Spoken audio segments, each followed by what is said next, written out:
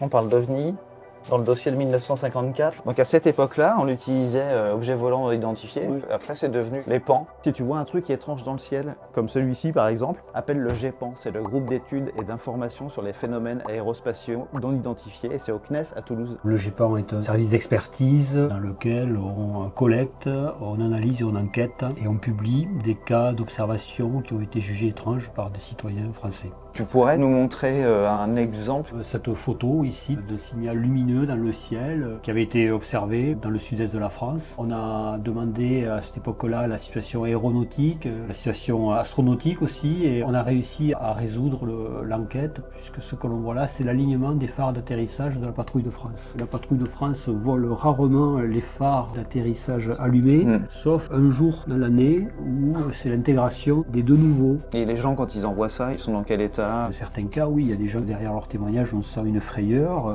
au point que dans certains cas, ils n'osent même plus sortir de chez eux. C'est un petit peu une part aussi de notre mission, essayer de les rassurer, en essayant de déterminer ce qu'ils ont vu. Mais donc là, ce sont les archives du GEPAN. On remonte à quelle année là? 1937. Est-ce qu'avec les techniques actuelles, du coup, on a pu rouvrir des espèces de cold cases? Le processus de revisite est un processus normal au GEPAN. On travaille avec les nouveaux outils, surtout on a des fois de nouveaux témoignages. Ça s'est passé l'an dernier, on a eu un cas qui est passé de D, phénomène non identifié, à A, complètement identifié justement, parce qu'on a eu un nouveau témoignage, et ce nouveau témoignage nous a permis d'avoir de nouveaux éléments qui nous ont conduit à déterminer exactement ce que la personne avait vu.